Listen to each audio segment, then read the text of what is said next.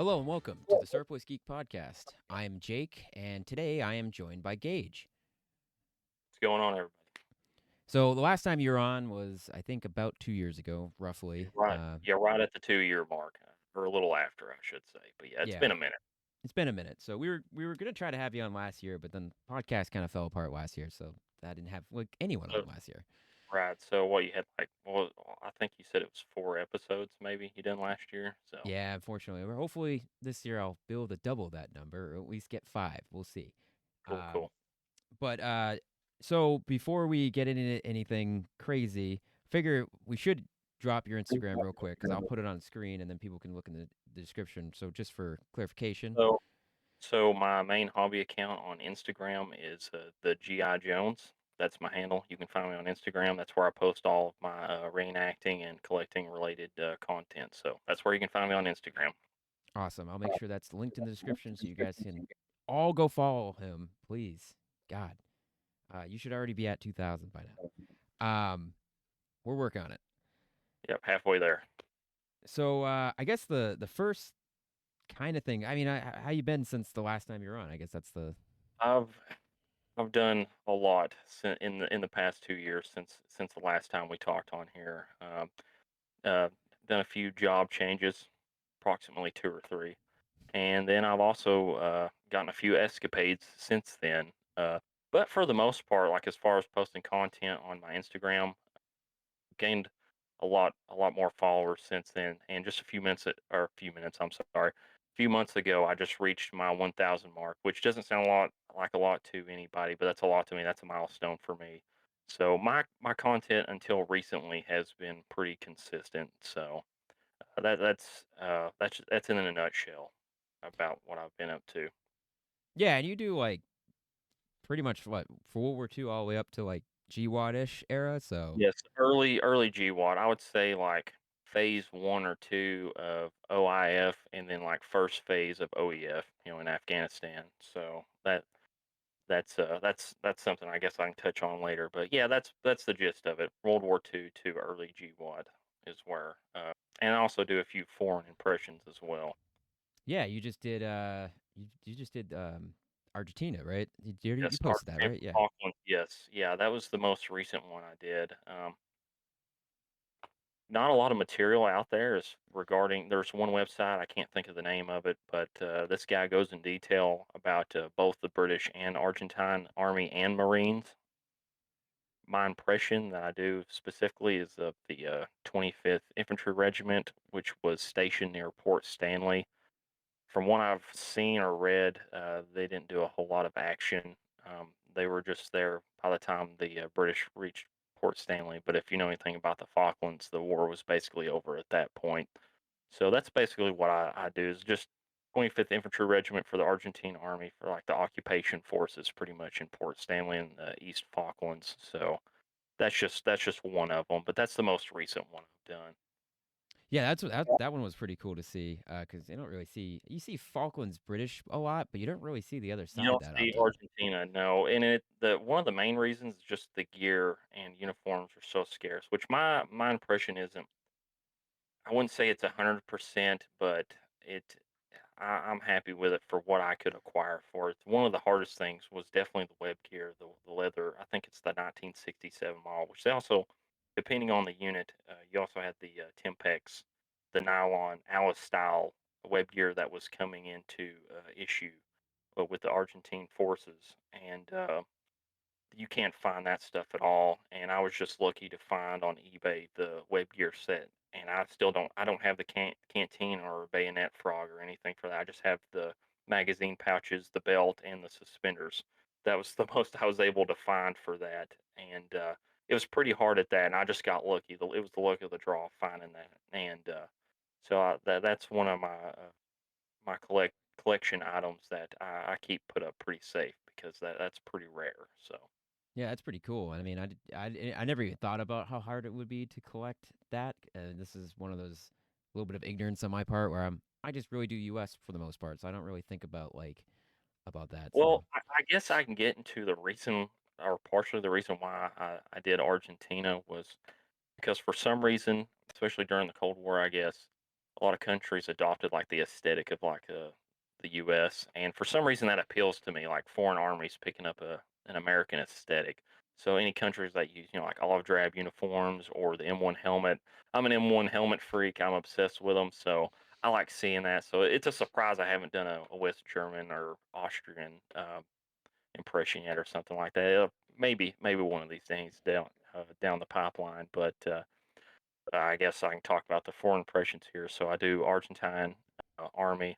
Just before that, I want to say I did my most recent iteration of my French Foreign Legion impression during Dien Bien Phu during the Indochina War, which that's probably my favorite one, just because of mostly the uniforms that the French use, the lizard pattern, the TAP 50 or 4752 uniform, the jump paratrooper uniforms specifically.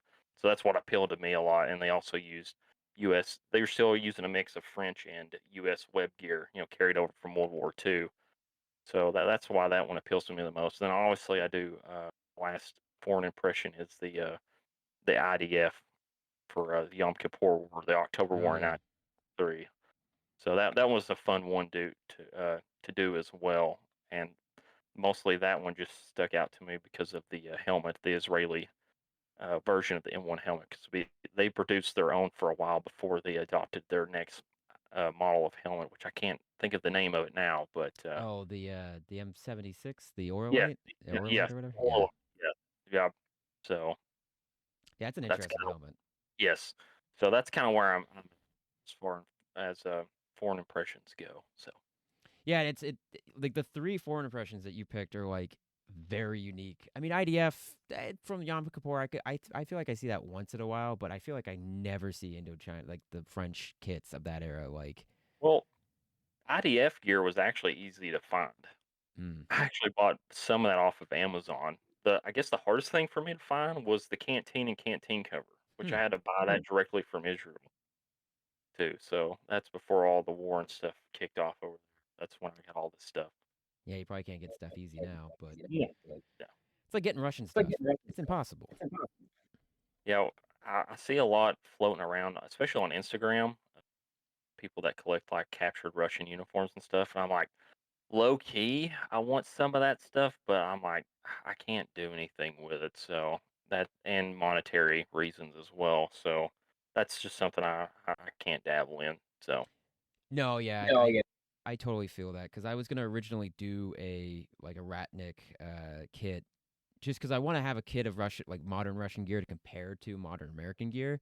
And of course, I decided to think about doing this right before they invaded Ukraine, and now I can't because right, everyone's it's all that overpricing. time. Yes, Yeah. I kind of want to do something similar for like the Soviet era, like in the 1980s, Oh, that'd be because cool. yes. So to have a comparison, I do like the aesthetic of the Soviet Afghan uniforms from the Afghan War. So there I go saying I promised I wouldn't say it, but here I go doing that. So I just wanted something to compare between U.S. and Soviet for the 1980s because that's an era that sticks out. That's prominent to me. That appeals to me a lot after the 1940s. Of course, So yeah. it, I mean, I'm sure you're well acquainted with that, but I'm a big M81 guy.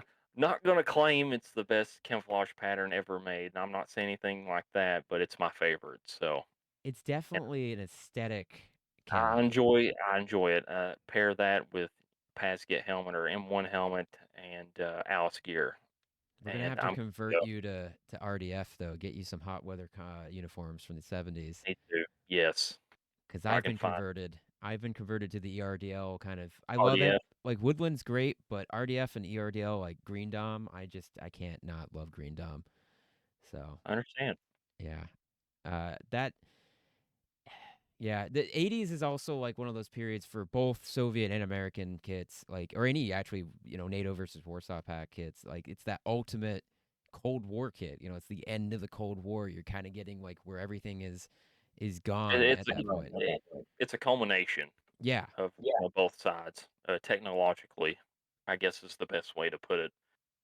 I would definitely agree with that. It's definitely pretty cool. Um, and that's one of the reasons why I did that Ranger kit was because it was kind of the reverse of that, where it's the '80s. You see the airborne, It, 82nd Airborne, and they're doing Pasgets, and they're getting. Then the Rangers are walking in there wearing jungles and M1. So it's like, yeah, which I'm also, like I said before, I'm a big M1 guy, so uh, gotta get you an M1C. I know I was on a tangent there for a while trying to find the latest recorded major use of the M1 helmet, and particularly the U.S. Army, because I've talked to that about that before in the previous time I was on with you. That's what I'm drawn to the most is the Army from World War II to early G1.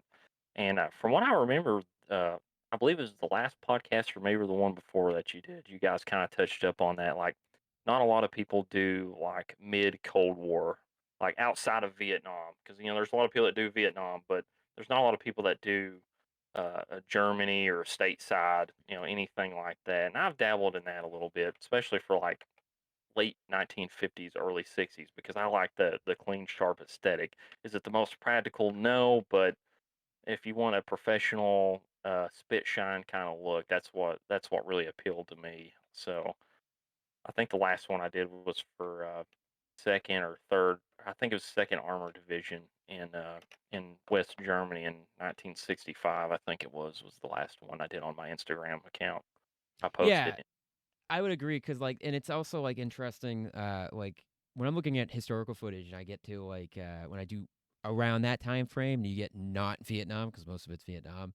Like in Europe and in say South Korea, those units were still getting M14s. Like M16s wouldn't make it to Europe until 1970 or 71 Yep, or something like that. So a lot of it's a lot of a lot of original pictures. I'm saying, speaking of South Korea, I've seen like a lot of those. Most of those guys still have M14s going into like the early 1970s. So Yeah, and there's like not all yeah, and that we talked about that because there's not a lot of people who do that, and there's one guy in that Discord server that does do it, and he does a pretty good job cover. He does Vietnam and he does 67. He does a lot of National Guard units, which is pretty which is cool, pretty being a cool. former I'd say National Guard guy. a couple years ago, I did a early 70s uh, Korea station, like a duty station in Korea kind of thing. It wasn't anything major because I mean, using your OG 107s, those go a long way. Oh yeah, you get a lot of mileage on those. Yeah, you can do a lot of impressions with those, surprisingly. Yeah, So, it's funny too, like looking at the that late Cold War era and like OG 107s and 507s and how much they're still showing up as you get later into the 80s and depending on the unit that and CPOGs CPOGs are so useful for so many exercises and like so many reforgers, so many little random exercises in Europe where they just are always wearing CPOGs, so you can just wear a CPOG and be good to go. yep. Don't need a gas mask Don't because they're even know usually that. just wearing it. Yeah, I was really invested into Reforger stuff for a while, like year by year, and the units that were there and what they did and all that sort of thing. And so that's kind of where my 1986 Second Armor Division impression comes in, sort of, because from the accounts I read, I can't swear by this, but from what I've read, some of the, I guess, guys that were veterans then, that they described having the M1 helmets until they went to Reforger in 1987. So in 1986, these guys still had steel pots, and then when they were issued Pasgets when they went over to Germany in 1987, from what I've read. So That makes sense. I can see that. that, Yeah. that, that was interesting. Which another thing too was I believe there was an element of the Second Armored Division that was stationed in West Germany the whole time, but I'm not sure if they were rotated in or out, or like the entire unit came from uh, Fort Hood to Germany in 1987. But that's all on a whole nother tangent. That's you getting really specific there. So No, that's fine. I think my dad did Reforger in '87, so he coming out of Fort Hood, but he was first Cav, so I think it was '87. He's either '87 or '88. Pretty sure it was '87. I think that's the one the first Cav they didn't. Was it participated in. 1989 or 1990? They didn't do a Reforger. I think it was '90 that they didn't because they were all going to the desert to do desert things. Others say, yeah, Yeah, yeah. but I can't remember. There was one year before, was it 1993 or 94, that they stopped doing Reforger altogether, I yeah, I believe. think '93 was the last year, and it was very incredibly small. Not many units Not were nothing to done it. compare to what was in the '80s, Yeah, right? because like 88, I think 88 Certain Strike is the name of it, and it was the largest reforger, and it was like some insane number of troops were Yep. used. So, but yeah, my dad did 87, went from Fort Hood. They flew over, picked up their equipment at one of the depots, and then, drove around, did some stuff. I forget. I believe you went over this in your Reforger 60 seconds or less video. What are those sites called that they stored Oh, yeah, material and equipment? now you're Yeah, asking me, and I'm not gonna really remember. Yeah, they're like little off warehouses the and wall stuff. question to ask. Oh man, I don't think I'm gonna be able to remember it. But yeah, they're stationed. They're actually still there for the most part because we still have a Really? bunch of yeah, we still have a bunch of. They're not as many as there was, but there's still a Right. few of those set up because they're really just now they're just stationed. Like extra equipment will get stationed at them. You'll see, but it's so that units can go over there and draw equipment if they're bringing over extra units and stuff. Because like The when we equipment's used already to there. They're not having to bring it with them yeah, from exactly. the Because state. otherwise, like when we went down to Virginia for our annual training, and at one point we had to put all our Humvees on a train. They had to ship the train down, which meant that we had to ship them early. So they got there like probably a few weeks before we got there, and then we had to end the training at like a couple of days early because we had to put them back on the trains, and then they had to get sent back. Which also meant that someone had to receive the Humvees, and they had to be driven back to the army. There was a whole process to it. So and like that's why when people see like video, I always see the videos. They're like, "Oh, what's going on?" And they see like train loads of Bradleys going, and it's like, no, that's just the easiest way to get equipment across the country is just load it on a It's train and just send it simple off. logistics. Yep. So Just trying to simple do that logistics. across an ocean, though, ooh, That's a whole nother story. yeah, I can't remember what those sites were called, but yeah, they're like pre-positioned something sites, and they would, To draw equipment and material yeah. from. And my dad said that they got stuck at the train. They. I think he flew in. They took a train to I think Belgium, and there was no one to pick them up. So they were just at this train station with their Be gear stuck but no there. equipment. Yeah, they didn't have Right. their APCs. So he's like I think he said the Dutch. It was either Belgium or it was Netherlands. I think it was the Netherlands because I feel like he said Dutch. But the guys that were there, were pretty cool that were guarding the train station depot, and they like fed them and stuff, brought them into the little shack that they had because Yeah. it was like kind of cold that day, and they had nothing to they're just standing Some there real waiting. hospitality there. Yeah, so they were able to get some like food and stuff. He said it was really like fun going around Europe because people were pretty chill and but like this that my interest in Reforger comes from him because he would tell me stories about Reforger and like it was always really cool to learn about and like I like the things that stick in my mind is like when they were doing their exercise they were telling him like here this is what you would normally draw if the Soviets were to attack and he's like each APC because he was a mechanic and they had an M113 to drive around behind the tanks because they were Yeah. supposed to fix them in the field and So they didn't have Bradleys. no. No, just okay.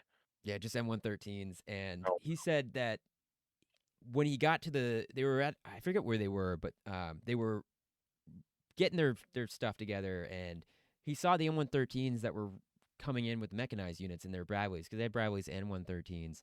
Yeah. And those guys were getting the Dragon mount for the M113 because there's a mount for to sit next to the 50 cal on an Yep. M113 and you put a Yep. Dragon on it. And he's like, oh, they're getting Dragons. And then they're like, you'll get 2 laws per 8BC, and that's what you get. And he's like, so they get a Dragon, and I get That's 2 laws. reassuring. Yeah, he's Yeah. like, great. And they're like, well, you shouldn't be worried about anyways. You have the tanks to protect you. And he's like, yeah, that's gonna work out. They're gonna see a juicy target with, Yeah. We know so who's going first. yeah, the guy that fixes everything. He said most of the time his work was on Bradley's because the tow launcher. Anyone that knows about the Bradley will know, but you're We're supposed to getting put it. into the co-conversation. So, Oh my God, you're right. It doesn't stop. But yeah, the tow launcher goes down, and you're not supposed to drive with it up because it will mess up like the hydraulic link or whatever how it operates and stuff. And he said that like constantly they were breaking the linkages, and he would have to be taking it apart, fixing it. It was just like all the time in the field. That's what they were doing. But yeah, that's where I got my reforger interest from. that's cool that you have that. That's something relevant to you. It's tangible, and so that's really awesome. Yeah, it's learning about like that's why I love the M113 so much. Is just from my dad talking about it so much. He didn't even really like it that much because it's not that much fun to drive, but It's Never been just around one, so I can't really speak to that. I haven't either. In all my time, I've never seen an M113 in real life. A guy had an M59 once near me, and I got to check That's that the out. predecessor to the Yeah. or was it the M75? No, it goes backwards. So it goes M75, M59, then Okay, M113. Yeah, yeah, why okay. I don't know. The Army Yeah, I'm a little rusty on that. I said dusty. I'm a little rusty on, got a little specific dust on there. You got AP to clean it off. the lineage of APCs, Well, it so doesn't help when they go 75 and then 59. Like, who thought that was smart? it's the But nomenclature. That's the yeah, nomenclature there. and then the mortar carrier for the M59 is the M84. So So it's its own designation, yeah, so yeah, they just yeah. M59 is hilarious because it was underpowered and it was huge. Have you ever seen one next to M113? You think it's the size of an M113? It's like way bigger. really. Yeah, it's like significantly bigger than you would think, and it's like, I've ooh, just seen, like, individual photos of it, yeah, it's so crazy. There's one out there on the internet of an M59 next to a T113 or a T117, the prototype for the M113, and it's kind of crazy the difference in scale and stuff. But I guess we could probably get off for Forger because otherwise I could talk yeah. about it for hours. Um, but so you do your main source of reenactment though is 101st, right? That's your main. Well, yeah, that's I guess going back to the last podcast, if anyone's listened to it, is I'm out of East Tennessee, and my reenactment unit is a 101st R- Airborne Division during World War II. I know that sounds really cliche, and I guess I'll get to that more here in a minute. But World War II ETO was also always appealed to me the most, and that was the closest thing I could get to it that was, practical. So I joined up with them, and they're a really good bunch of guys that are very knowledgeable. And I know the jokes that could be made about 101st reenactors. I'm sure I've done those things at one point or another.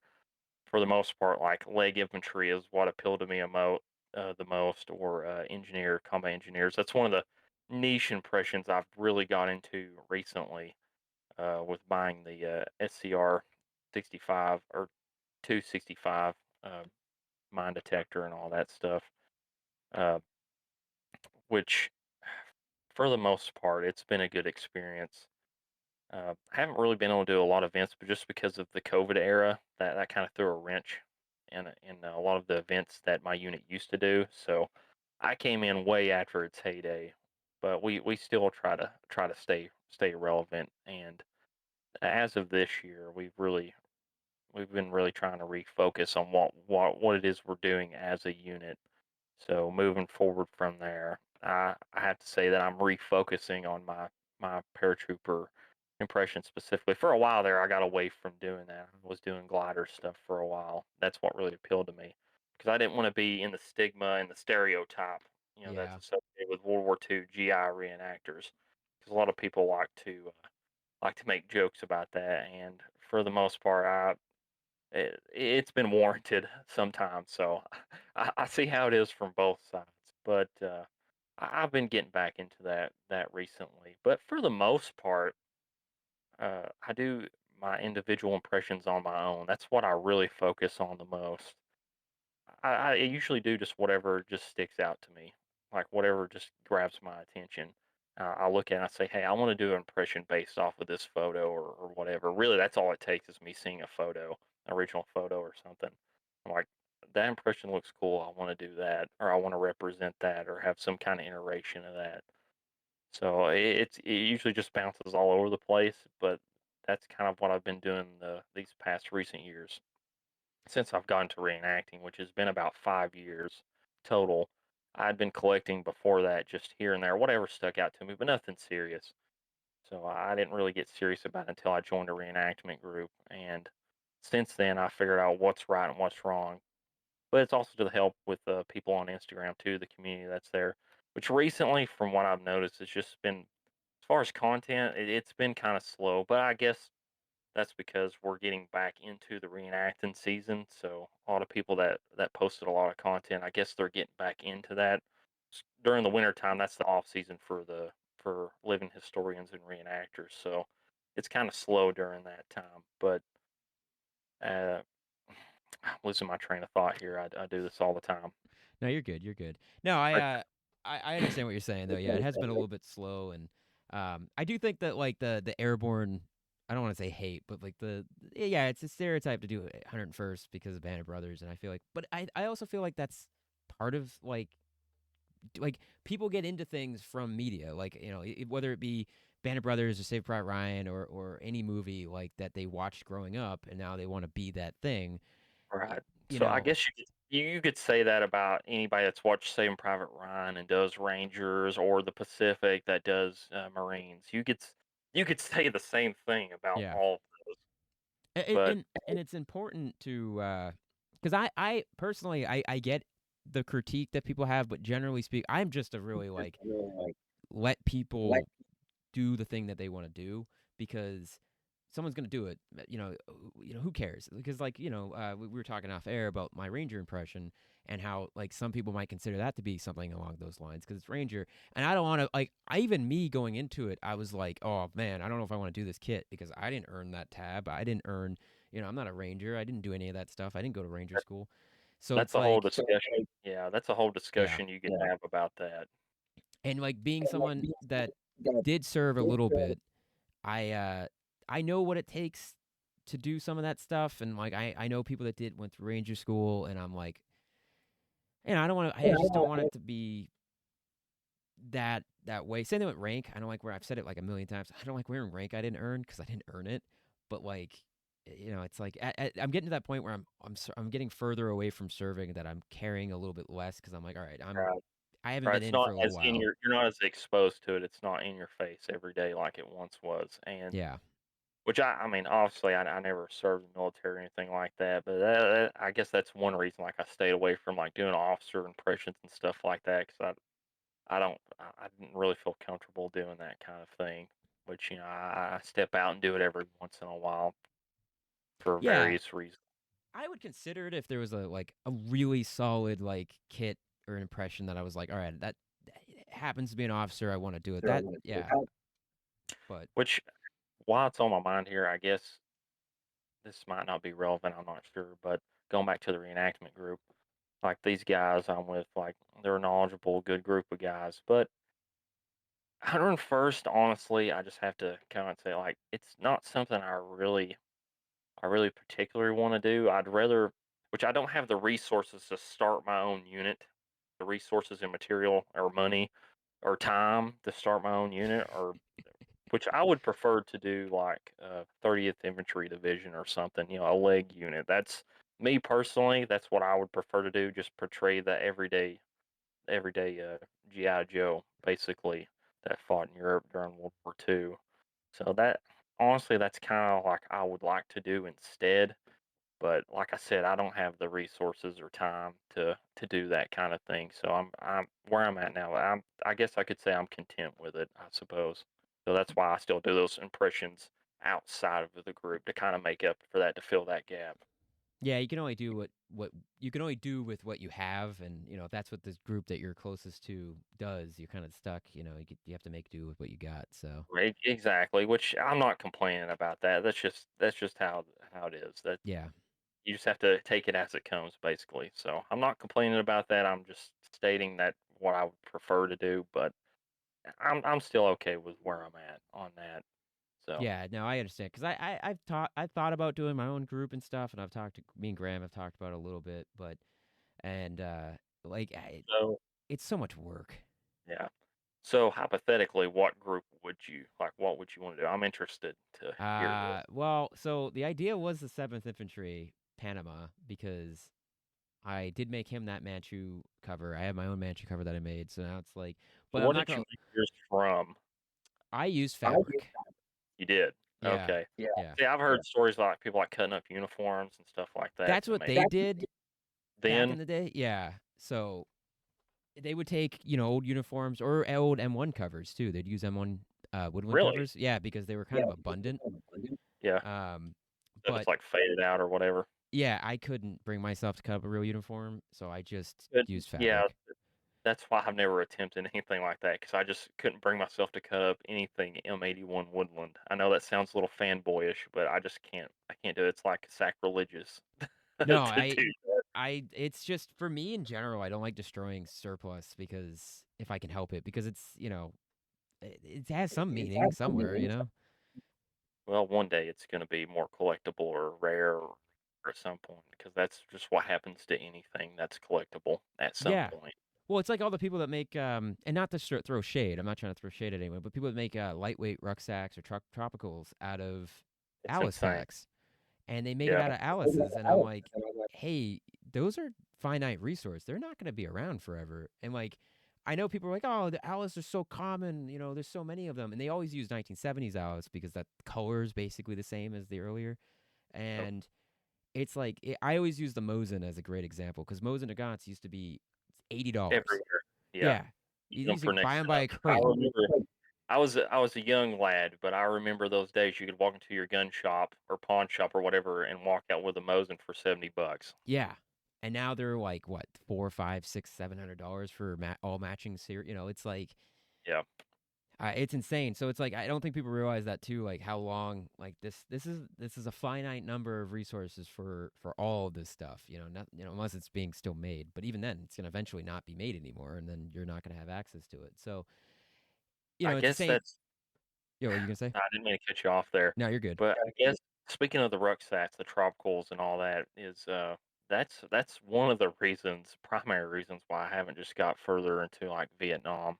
Which I just have a basic set of fatigues and boots and helmet and web gear, and then that's about it. I don't really touch Vietnam because Too to much make money. a good quintessential impression, especially of a grunt, you kind of have to have the rucksack. So for me, that's just monetarily, I can't justify it. Spending $500-600 for a tropical rucksack, so Yeah. I can't do it. No, I'm in the. That's one of the reasons why I haven't done more like 6 seconds or less or stuff like that on the tropical or the lightweight because I have one tropical that's like half put together because I'm missing pieces because I got it for a really good deal, and then I Yeah, didn't realize how hard it was going to be to get parts for because I was kind of being a dope at that point. And then I have a lightweight, but I have an earlier lightweight. I kind of want to get a later example of a lightweight, so that way I have at least some of it covered because there's so many like they made little changes to the lightweight over time, and I don't have the like same thing. I don't have the money to drop four, five, $600 on a rucksack. Like, like even right. prototype stuff doesn't cost that much sometimes. So it's like, Right. Well, not to throw shade at, communities or anything like that, because that what kind of stuff that starts. But there's a reason why I kind of stay away from Vietnam reenacting is because those guys are they're very particular. I'll just put it that way. They'll if you throw out something, you'll get torn to shreds pretty quickly. oh So yeah, even even more if so than World War II. From experience, from personal experience, even more so than World War II, you'll get torn to shreds. Like World War II, which I know you've talked about this before, so I'm no, not you're gonna good, go you're good. I'm not gonna go on about it, but that's my opinion. Is World War II is a little more forgiving. I would As definitely agree. Vietnam is insane. I mean, it's to every stitch and detail. If you don't have it, you will they'll for sure make sure you do know about it. So that's that's for me personally. That's the major reason why I stay away from it. So. No, I would agree. I was working on a Marine Way City. The class. If we're gonna talk Yep. about overdone kits, there's a classic overdone kit, Way City Marine, and no specific battalion on that. But and I haven't put it out there because I know I'm gonna get like endless amounts of because I have a second pattern M55 which weren't as common as the first pattern, but I don't have the money to buy a first pattern, so it's like Right, and it's hard to justify getting a piece like that for that niche. Well, I wouldn't say niche because, like you said, it's kind of overdone kind of thing. But it's hard to justify that. yeah. Well, because at least the second pattern I can use it for Vietnam all the way up to the early 1980s when the Marines were still Yep. wearing them. So So it's like you have to look at what use you can get out of what you have. So yeah, I see. I definitely see where you're coming from on that. and like I have an OG M72 law, so I have the original law that's a little bit different from what we're all used to, and like that fits the Yep. kit, and I have most of the kits down, but like I was like, I'm not putting this out there. I don't feel like getting ripped to shreds. Yeah, and that honestly, that was really surprising to me until. getting further into the reenacting scene is like it's a different environment. I'll just put it that way. So for the reason I listed before, that's why I stay away from it. No offense to anybody. If you do Vietnam and that's all you do, that's great. You do you. Like we were talking earlier, do what you want to do. Yep. Like I have nothing wrong with that. I don't see anything wrong with doing pursuing what you want to do because at the end of the day, it's a passion and interest to everyone that's in this. I hate to use the word hobby, but I can't really find another word to use for it. It's I a know it's hobby. Yeah. deeper. Yeah. Well, for some people, it has a deeper meaning, for I them guess wanting that's to true. Yeah. represent something, like family members or, things like that, which I understand. But for me, I don't really have that tangible of a connection like that. It's just more of this stuff just appeals to me, and that's why I collect it, kind of thing. And then it just goes in deeper from there. So yeah, you do what you want to. It's not up to me or anyone else to say what people can or can't do, but because that's a whole nother conversation people could have about authenticity. From what I've heard on a lot of podcasts related to living history and stuff, that's a topic that comes up a lot is authenticity, and I get it from all sides. I understand from all sides Well, on yeah, that and subject. you want to do it justice. You want to do it right, but I do think that, like you're saying, there's a little bit of a there's an intensity to it, I guess, where Yes. you know, I try when people ask me questions, I really try not to. I might come off that way because text is really hard to, for emotion. But I try not to be a jerk if I know something and somebody asks me. I want to It, give them the information without it being right. like With looking text down though, on them. it's really hard to convey tone. So Yeah, you don't want to come across as hostile, but you want to get your point across yeah, and you too. don't want to be So, like, actually, you're wrong. you It's don't want to like be that guy too. which I've done a But few times. I'm like, no, no, wait a minute, I didn't mean it that way. I think with on this topic, that alone can be very intimidating to people that are wanting to get into the hobby too. They're like, "Oh, we'll see what kind of community this is." They're like, "Well, do I really want to be a part of this? Is this going to be worth my time?" Kind of thing. Oh yeah, and I think it also like some people go into it naive, and then you get hooked up with the wrong side of the community, and then they get eaten up and chewed out, and then they're just like that side of the community because they think that's how it operates, and then Yeah, yeah, I've seen all sides of it, and yeah, that's I don't really have much else to add on it, really. yeah, yeah, I agree. But so moving on from that glorious topic, but Yep. I could talk about that for a long time. Um, you have been doing a little bit of YouTubing yourself. Got to shout you I've out a little bit. Yep. So yeah, I've decided recently, well, not recently as of like yesterday, but a couple months ago, I thought I'd try my hand back in YouTube again because for the most part on YouTube, you don't see a lot of like, especially like World War II to me is the highest. Like all that stuff's gone away. Like especially like the World War II German uh, YouTubes, like all those guys, most of them, as far as I know, are gone. You don't see a lot of recent uh, GI ones either, and if there are recent ones, they just haven't posted lately either too. So like it's been kind of dry on YouTube as far as that goes, and so I decided that I thought, well, maybe I'll just toss my hat in the ring. I'm not gonna say I'm perfect, but I'll just toss what I have out there and see what happens there. So I haven't been putting out any videos recently because I've just been super busy with work, and that's why my content's on going back to Instagram. That's why my content's been a little dry recently. It's just work, and it's gonna kind of be like that for a while. But I'm not giving up my Instagram anytime soon or anything like that because that's something I truly enjoy doing. And I enjoy the community on there, and because I talk to a lot of great people, and I've made connections through a lot of great people. So yeah, you're one of those included. So I've talked to a lot of great people on there. It's a good community for the most part. I know just with YouTube though, it's been kind of dry lately too though. But I'm not going anywhere for the foreseeable future. But it might get slow for a while. It's hard, believe me. How many people ask me, "Oh, when's your next video coming out? What are you gonna do next?" And I'm like, I'm trying so hard. I'm sorry. It's hard to get good quality Well, you stuff out also there. just with anything, you kind of run into the writer's block. I guess is the best way for me to say is like you might just lose inspiration for a while. And with work, which I'm a full time firefighter, so that's what I do. So that keeps me pretty busy, along with working and getting certifications and that sort of thing. I won't go too far in that, but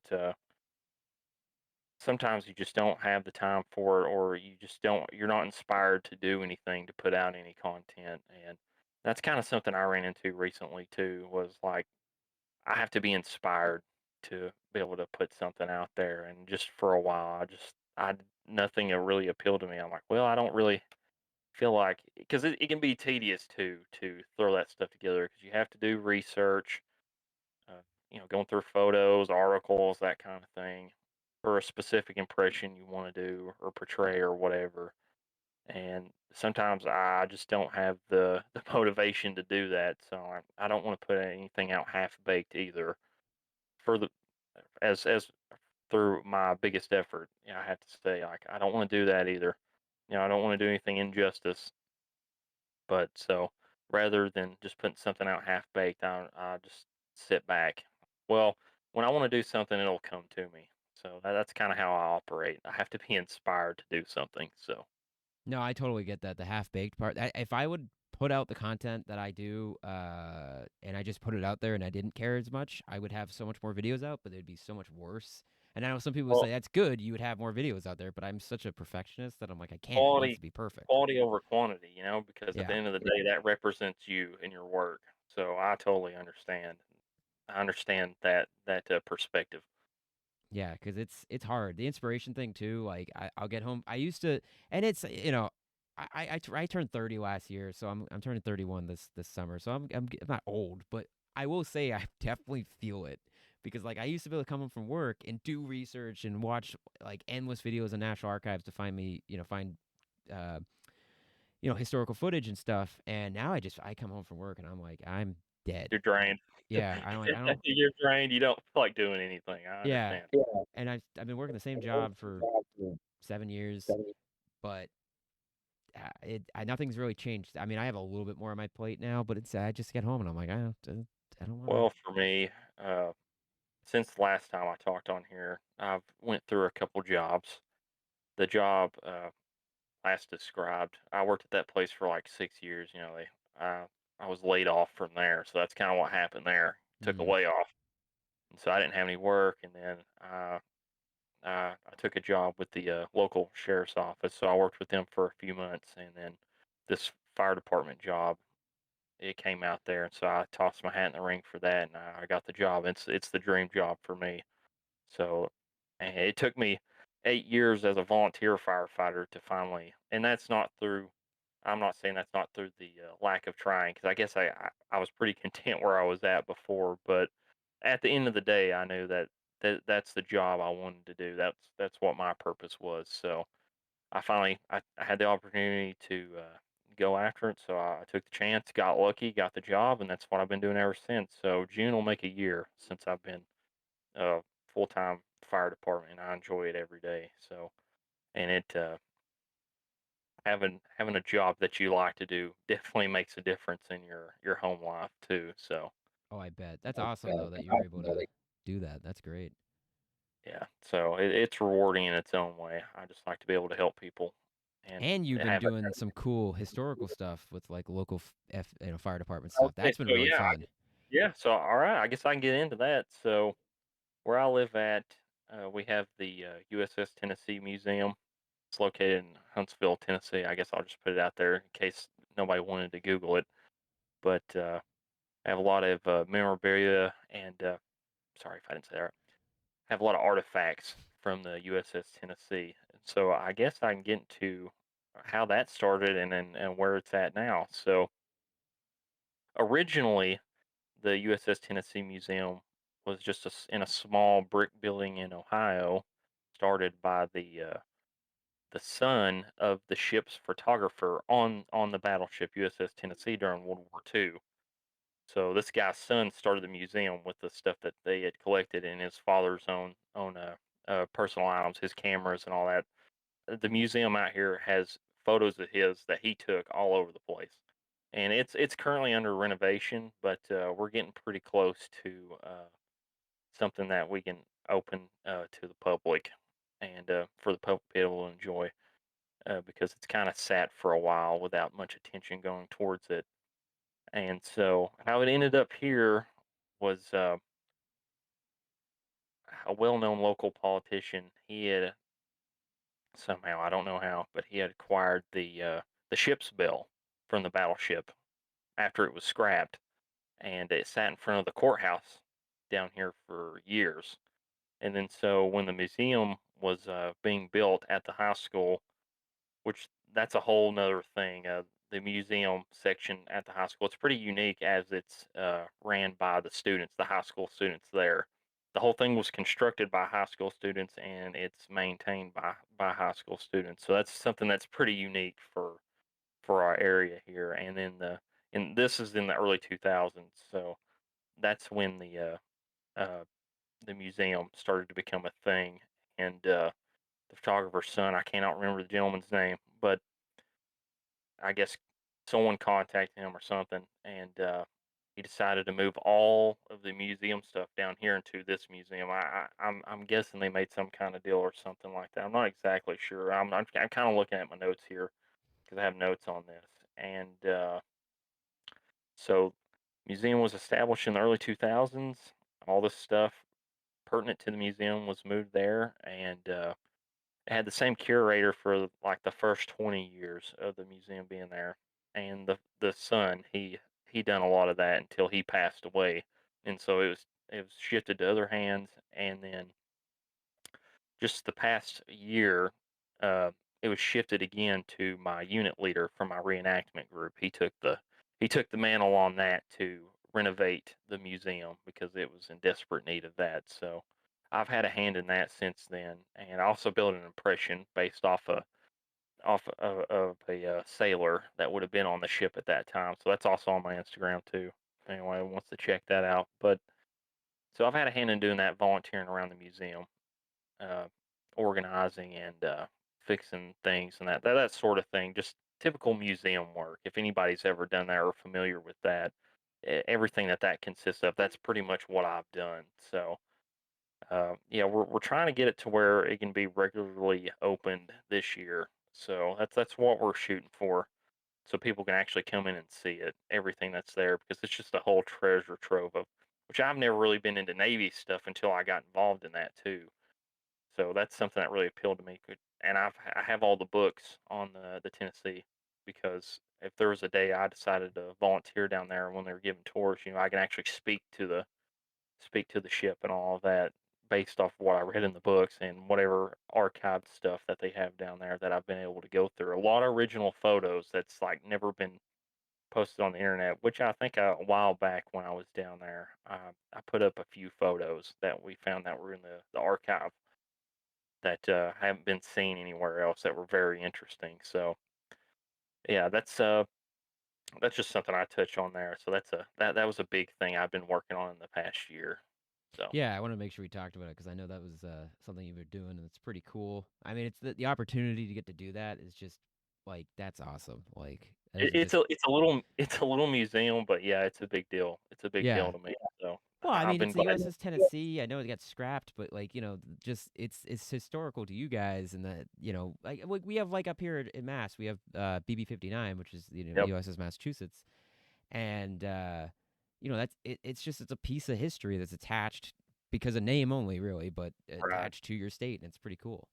Well, I mean the historical significance of the Tennessee, it was at Pearl Harbor, Yep. and it was it was refitted, which I didn't know this until I dug into it, but it was quickly refitted and repaired after Pearl Harbor until August of 1942. Then it went in for a major refit, and then it was finished in time for the Alaskan campaign in the Aleutians. So it served from that point on to the end of the war. And the problem, what happened with the Tennessee was Tennessee wanted to keep the ship, but they couldn't get it up the Mississippi River. Oh. That was the problem. Uh, they just couldn't. It just wouldn't make it up the Mississippi River. So that's the reason why they. I believe it was the yeah, I wanna say it was the Mississippi because a ship that big, I think that's the only place that correct me if I'm wrong, but I Uh, think that was the main reason why, because just like Texas and, some of the other states that, that wanted to keep their battleships. Tennessee really wanted to keep theirs too, but it just wasn't practical, and so it sat until it was scrapped in 1959. So yeah, that's kinda what happened. unfortunately, that's kind of the story. I mean, it's funny because we have like one of the largest like museum ship fleets in the world. We have the largest museum fleet in the world, and it's like larger than some navies because we have so many ships that have been preserved. But unfortunately, a lot of great ships were either scrapped or some of them were nuked. But Yeah. uh, yeah, someone said was it Saratoga got nuked? And that's a historic ship, Yeah, it's crazy. It just makes me cry when I and see all the then ships that are used in the atomic testing. yeah, I know. Atomic testing is wild that they were like, let's take all these ships and just throw them out in the ocean and And, blow them up. We'll never see what mind all the happens. ramifications from that, that's still affecting to the people to this day, but, that's a conversation for another day, I won't get Yeah, into that. that's 1950s America, which was crazy. Yeah. Or Um, maybe I 40s. guess yeah, I guess while I'm thinking about it, I guess I can talk about some of the other stuff I've done since last time. Took a couple of plane rides, which Oh was, yeah. interesting experiences. First one was C-47. Had to do that one because that was pertinent and related to my paratrooper profession. Like I were like we were talking about earlier, I don't see myself jumping out of a 40 or a C-47 at any time soon, but I got to live some of that experience by flying on a C-47 so that can speak to my paratrooper impression. I can talk a little bit about that when I'm doing living history stuff. So I think that was a relevant thing to do. And then after that was the B-17, and that I didn't have a really tangible connection specifically for doing that. That was a want to thing on my bucket list. That was a bucket list thing to do basically, and I enjoyed every second of that. That was worth every penny, every expensive penny to do that. The best part was riding in the nose of the Oh, I bet. B-17. You sit in the bombardier seat and you just had a view for like miles around, and then you could look to the left or right side, and then you just have the engines roaring on both sides. It was just a phenomenal experience, and that's one I won't forget. That in recent years, that is probably one of my most memorable experiences was getting the opportunity and privilege to do that. So I'm really thankful I got to experience that because that's not something. And I haven't watched Masters of the Air either, so I know I don't know if that's we got to relevant get to you the caught up on it. right, I'm gonna have to. So I don't know if that's relevant or not, but I can say at least I experienced a flight on a B-17. It seems kind of dangerous getting on a 80-plus-year-old aircraft, but if I would have went down on something like that, I'd been happy with that. I've been fine with something like that in my obituary. Yeah, That's how I went out. died in a It's not a B-17. B-17, Yeah. yeah, a B-17 crash. That's how I'd like to go. So, I know that's the risk with those things, but yeah, I totally get it. That's totally worth it. That's totally worth the money. But so it's on my list. I got to do something like that at some point. I just every time something like that pops up around me, I'm always something's going on, or I don't have the money, or I really would love to do like drive tanks at some point, or Collins Foundation have their tanks you can ride in, and That's would love to do that's that. something that's what I've been looking at too, wanting to do, but there's nothing close to where I'm at. I Well, you love got to armor. come up here. We got to get you I up know. here. No, that's where you're at is the place to be if you're wanting to do Yeah, armor stuff. you can do And armor. We could take yeah, you there's to you could see all the ships that there's we have guys up I here. follow exactly. Like there's Yeah, so much. because There's a few guys on Instagram that I follow that, that's what they predominantly do is full with armor stuff. I'm like, man, that's so fun. I would love that. But like I said, there's nothing really here local for me as far as that goes. But yeah, I'm a big armor guy. oh I yeah, like my fair share of tanks, APCs, and try to eat the mic here, the IFVs. So oh yeah, I definitely am an armor guy, 100%. I wanted to do armor when I joined, and then I was like, maybe I won't go active duty. And then I talked to the recruiter and went in the National Guard. Didn't do armor because they didn't have yeah, armor in my state, but did the next best thing. I'm not gonna I say it guess. because everyone knows what I'm gonna say. Yep. Yep, I get it. So, It's gonna become a joke eventually. People are yeah, gonna. which the closest I guess I could say to being, to some armor, like another bucket list thing to do is take a ride on a Sherman or something, because that's my favorite World War II vehicle and probably favorite armored vehicle ever is the Sherman. I don't Yeah. know why I have such a fanboy obsession with it, but it's just my favorite tank. I guess it's just the aesthetic of it just really like appeals to me for some reason. Oh, it's a great And tank. yeah, I love it. I'll say it. I'm a fanboy for it. Oh So yeah, same. I mean, it's not only is it a great tank, its chassis was used for so many different things. Like it's everything is like linked to it. So so the closest I've got to that is crawling around an M60 or M48. Patents.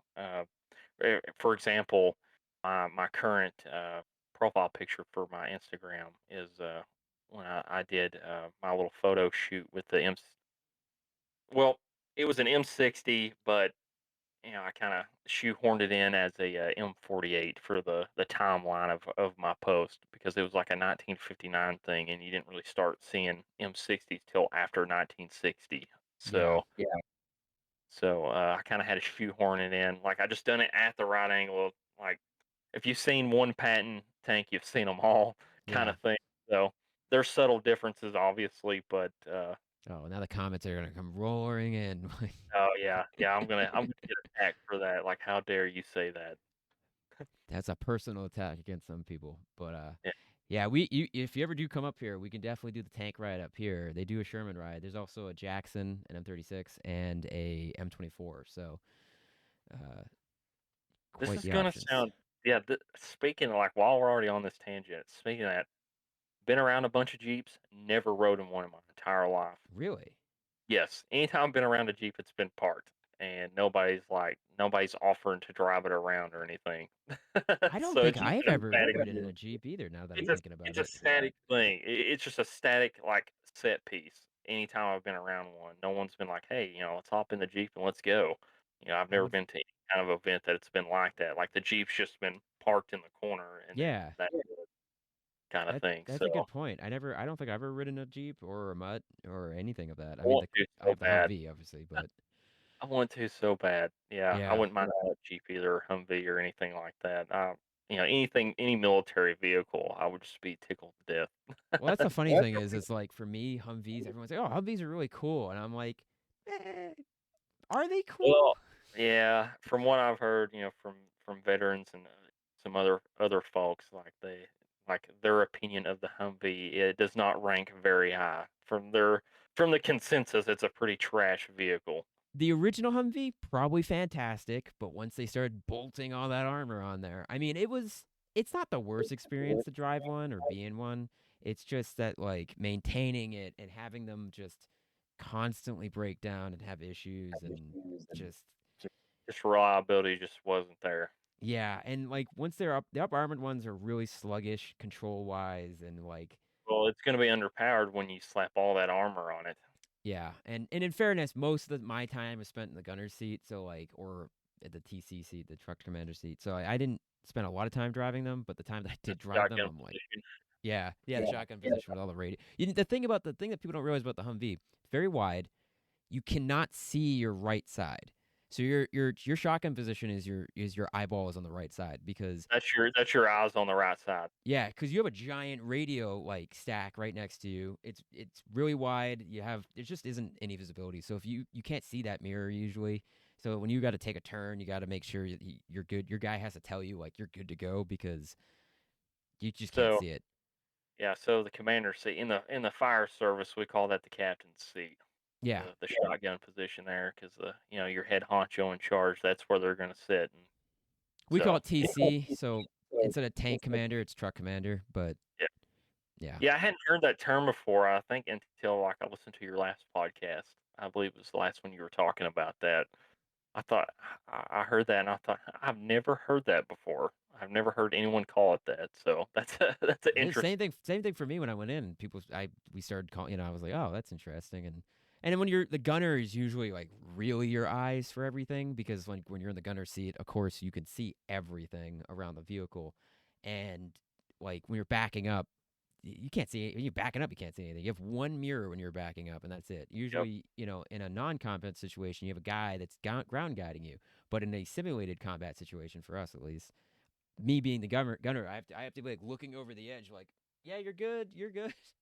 So I guess while we're talking about that, I guess I want to ask, like, what was the so is the gunner position like the short straw position for No, since so pose or for me, I hated driving. So driving was the way it usually went was you started off as a what we called a window licker, which was one of the guys sitting in the back. Yeah, it's one of the basically didn't yeah, do anything? they were the dismounts, but we never dismounted. So those guys sat in the back, but like that's only if we had enough guys. Usually our platoons were squad size because there were like 3 guys per truck. Usually, maybe you'd have a window licker, maybe you wouldn't. So and we usually had 5 trucks, and with So from what yeah, I understand, like the doctrine was like the driver never dismounts. yeah, pretty much, Right? yeah. Yeah, pretty much. So usually it would be driver would stay in the vehicle, gunner would try to stay in the vehicle, and then if the truck commander had to get out, he would have his dismounts go with him again if they had dismounts, and then usually the truck because someone has to be in the So vehicle, someone has to be on the so radios at all times. how So many vehicles to a platoon do you like usually normally have? 5. So We're that gives you how many people roughly like dismounts to work with? uh, when I was most of the time I was in my platoon, we had 12 or 13 guys, maybe 14. Yeah, So we had just yeah, we had enough. One of the for a trucks, squad, yeah, we had enough for a squad, and that was a platoon for us. right? And But one of the trucks dismounted, like was yeah, that's the squad worth. yeah, and so it went like gun truck, tow, gun truck, and then the fourth truck was the platoon sergeant's truck, and his was a command truck. So for us, we didn't have an up armored command truck. We had the unarmored one, so we had the high backs, Yeah, which were the pickup style, but we didn't for some reason, and I'm still mad about this, and I don't care. We didn't use the high back like tent, the cover. So yeah. it You was an didn't use open back. yeah, So even though the high back is almost a trailer in its own right, we just brought a trailer along with us, which I yeah. thought was stupid because the high back could have been our trailer and it would have been nice and neat. Um And so what was the order of vehicles again? yeah, so it went gun truck, tow, or no, actually it went gun truck, tow, I just gun want to truck. say something real quick. Yeah, we're talking about the tow here, so just Yeah, thought I'd mention yeah. that there. So, I can't escape it. And then it would go that command truck, and then yeah, so we had 2 cows, 2 gun trucks, and a command truck. That's usually yeah, the layout. So, and being a tow gunner, I did tow things. So, yeah. He said but tow. yeah, but so yeah, we usually didn't have dismounts, and then usually the gunner. I like the gunner position personally because I didn't have to stay on the radio. I was just chilling there. Now during the summer, when you're like if the sun's beating down on, yeah, you're getting toasted up there, and you're gonna definitely have a sunburn if you don't have Right. So, screen. But uh, I guess while we're on this, like, so is this like a doctrine that was like developed and like implemented, like starting with, I guess with GWAT? so This that's I don't know because the unit that yeah, I think so because I know my unit was always a heavy weapons company, at least going back to the early 2000s. I'm not sure about the 90s because it's moved around a few times.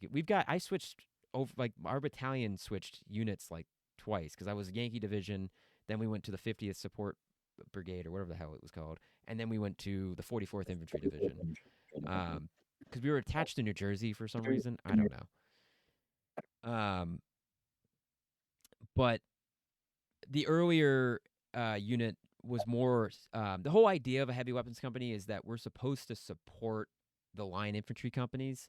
So if they need 50 cals, they need Mark 19s, or they need tows for anti-tank support, we're supposed to divvy out our platoons to those companies and supplement them basically. so like they use on the spot kind of assets kind of thing.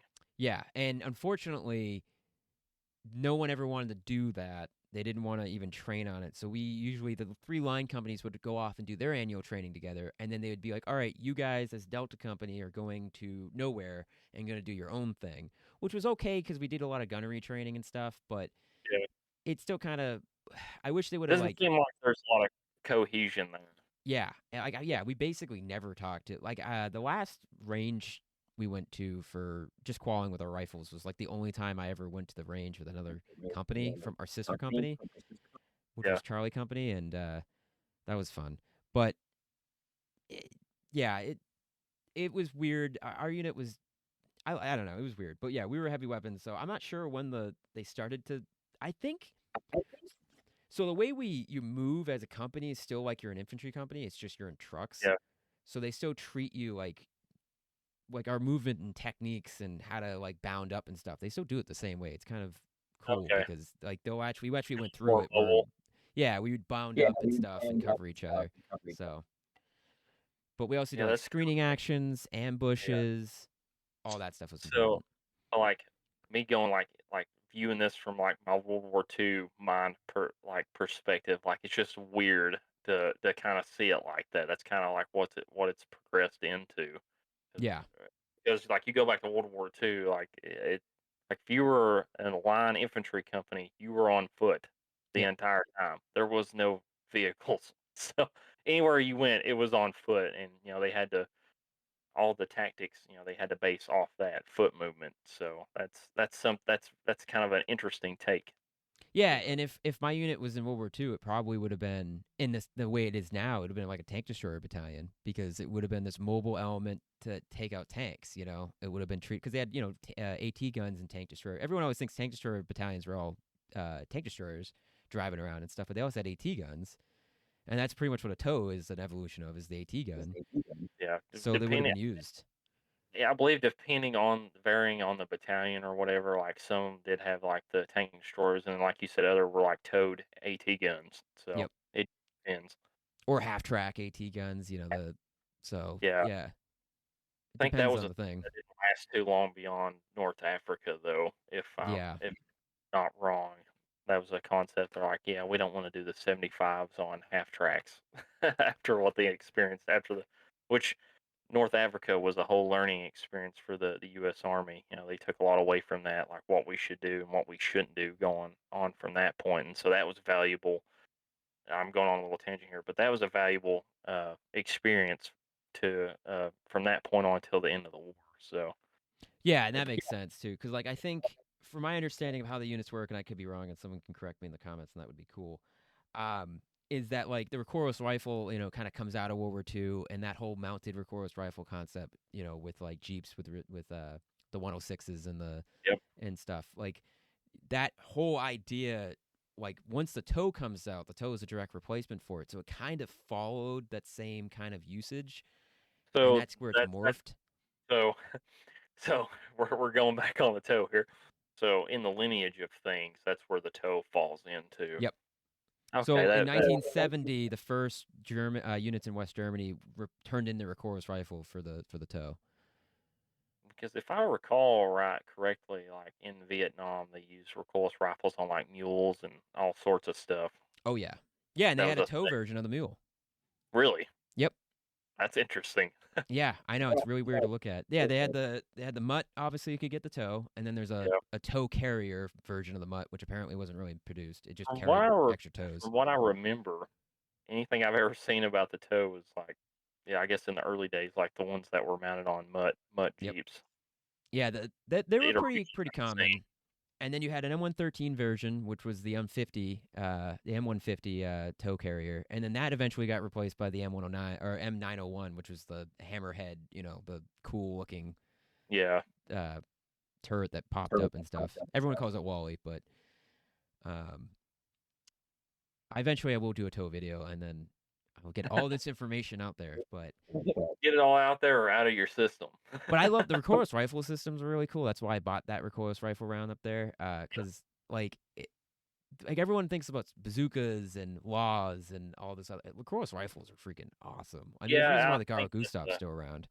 a often overlooked kind of thing is the recoilless rifle, which from what I've seen, like that, the recoilless rifle wasn't, uh, I guess, a mainstay kind of thing until like the later part of World War II, if I'm not Yeah, wrong about that, because the only pictures I see, well, the only pictures I have seen of the use of recoilless rifles in World War II is like with the 17th Airborne Division in Operation Varsity in Germany in like March of '45. So I uh, think the beyond that, I haven't M18. seen a lot. Yeah, I think the Yeah, I think M18 got to we got Europe Europe in in February February. of 45. So So it's a real late war thing. it's a very late war, but they loved it so much that it So goes that into Korea. Korea got more right. Well, use. speaking of Korea, though, it's like upgraded the M9 bazooka into the M20 for Korea, and it's like, and then you still had the recoilless rifle on, so like why? To me, I guess it would seem like why use the bazooka when you had a recoilless rifle? Like why go through the trouble of making a bigger bazooka? I'm not gonna lie. I agree with you on that. It's something I've been trying to figure out the reason for the army to go. Oh, we have the super bazooka, which works out pretty good because they're about the same effectiveness because recoilless rifles are kind of limited. And then they had the M20, which was a 75 millimeter recoilless. The M18 was a 57 millimeter recoilless rifle. The M20 was the 75 millimeter recoilless rifle. That didn't do that well in Korea, so it was limited to like base support, defense, stuff like that. Yeah, static stuff. Or maybe the M20 I think might have been 105. I don't know. Anyways, doesn't matter. Someone will correct me. But Yeah, they had all these variations, and then you have the M67, which is the 90 millimeter, which is also confusing because Super Bazooka's also 90 millimeter. 90 millimeter. Yeah, I don't know. I don't really get it. And like the Super Bazooka's one advantage over like say the M67, which replaced it, was that it could split in half, and you could have the two parts and then put it on your back, and it wasn't this yeah, long yeah. You can object. break it down. Yeah, it's more Yeah. easily And the transportable. Marines loved the Super Bazooka. Okay. That's why they used it into Vietnam. They didn't replace it until I don't know when they replaced it. Now I'm thinking about it. I think the Marines replaced it when the Dragon came around. I think that's when Oh, they okay. finally got rid of it because the I Dragon lost it. replaced the The M67. the But M20 was around for a long time.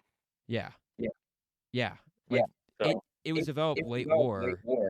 and then it didn't disappear until I think the 70s. that's So that's that's crazy. Thinking about that, also considering all the other technologies that were modern yeah, by the time the thing was phased out. and that's the crazy part when you think about it is that the Super Bazooka is being phased out, the toe is being phased in, the law has already been phased in. It's prolific, it's everywhere, and you have the Dragon that's being developed. Which, in fairness, the Dragon is pretty bad. It's not good. It was not a good development. The toe is like the only good ATGM from that time frame. Like the Sheridan firing the Shillelagh, Yeah, terrible. Shillelagh, terrible, and then the Dragon's terrible. I don't know why the toe was just the thing that worked. And then we kind of gave up on ATGMs at that point. But yeah, for a while. yeah, into the Yeah. Javelin, yeah. Yep, till the javelin, the famous javelin. Yep. Anybody that's played Call of Duty Modern Warfare I'd love know to get a all about Javelin too. that. There's a local surplus store that has a Super Bazooka, and I was like, I think I think at one point I had a chance to buy a recoilless rifle uh, round. I think is what it was, or a ooh, training round or something like that. But I passed on it. It was just, uh, not worth it. yeah, Yeah, that's fair. yeah. I think I passed on it. I'm like, I don't, I can't, I don't have anything I can do with this thing. It's one of those. If it's the fine line between being a reenactor and a collector. You have those perspectives. Like if you're looking at this from a reenacting perspective, it's like how can I incorporate this into an impression or something. But if you're a collector and that's all you do is collect, training or dummy rounds or whatever, that's a whole other thing. Like for somebody else, they might have hit the jackpot on that. I don't know, Yeah, but I'm it, kind of in that middle zone too, because like the M67 round that's right there, I was like, it's a lot of money for a dummy round. I don't really have a, and then I was like, I'm doing this Ranger impression. The Rangers still love the M67. They used it up until like the 90s, and they replaced it with the Carl Gustaf. And I was like, you know what? I'm gonna do it. I'm gonna use it for my Ranger impression. And yeah, I really happy I got it because it's in really good shape. And even though it's blue because it's an inert version, it's still wicked cool. I yeah, eventually I'll post photos of that on Instagram, but we'll see. cool. It's on the Yeah, list. yeah, yeah. I know where you're coming from. A lot of content in the works there. Just a matter of getting it out there. Yeah, just a matter of time. Ideas anyway. So Yeah, that's it. I think we're pretty much I think we're good though for today because I'm looking at Yeah. the time for recording. I Yeah, can't tell when we started because I had it recording before and then I had that whole laughing fit. So like yeah. we're So I mean, that might have gave us an extra few minutes. I yeah maybe. Um, so can't even. Is there anything you Is want to there anything you add? wanna Anything add? we Anything missed? we missed? Looking at my notes here, I think the only thing I didn't really go into detail about was like the other niche impressions I was doing, like my engineer stuff, but not really a whole lot there. But people see more of that on Instagram anyway. And I believe we did touch upon the my where I was at on Instagram as Mm-hmm. far as content and where I was going with that. So I think we pretty much got everything. Awesome. Oh, yeah, going off our notes here. Yeah, yeah, I was going down the list here and seeing what we had left, and I mean, we could always have you back on, and even if it's not this year, if next year, I mean, we'll figure it out, but Yeah, you if you know, ever got to the point where you were doing like a regular thing, like that's yeah, I I want to wouldn't. start streaming and start having guests on and just do like Friday night streams or something like that. Yeah, I gotta try to figure that out because yeah. I don't know anything about streaming, so I can you don't tell have you to the do first anything. thing. I just bring you on and you get to just Yeah, talk. right, right. I Yeah, get I to do just all the yeah, hard work. right. Yeah, I'm just saying like I have nothing no input on that how to help. So I know for me I would just show up and just be a part of it. So as far as the logistics behind that goes, I wouldn't know the What first we thing really about got it. to do So is got to get you a computer that can game, and then we can game. yes. Well, I'm a console boy, We got to so convert you. that's where I currently play Kill It Loose is on console. So Fair enough. not Fair enough. you We'll know, convert you. I'll convert you eventually. I'll work on that. That'll be on my list. well, once I get some money, that could be a different story. So Yeah. Hey, you're telling me I'm not building computers for like three of my friends now because they want me to build their computers. So it's like, understandable, You have understandable. the money? I could do it. I'll do it all day Yeah, long. cool. All right. Well, thanks for coming on, man. This has been really fun. That's This is a great. good It's great to be on conversation. here. I don't know if we covered any concise things, but we had a conversation, so it's been interesting for sure. The fun part is going to be for me to come up with a title for this because I suck at Oh, titles. oh man, We'll I f- I wouldn't even know where to tell you where to start on that. yeah, it's I'm funny. a terrible metal guy, so But yeah, thanks for coming on. Thanks everyone for watching. I think this was pretty fun. I'll be doing more of these. Hopefully, like I said, I might have you come back on and you can say your goodbyes, and then I'll say goodbye, and then we'll wrap this up. all right, cool. So it's nice talking on here, and it's good to be back on. It's been a while, too long, I think, but just schedules and other Yep. just life things getting in the way. But thanks for having me on here. Like we said earlier, if you don't know who I am, the best way to find me is on Instagram under the handle the GI Jones. That's where I post all of my living history and military related content. So if you want to find me, that's where you can find me at. So good to be on here. Nice. All right. So that's perfect. And thanks everyone for watching. And until next time, I don't know. I don't know how to end these. Bye.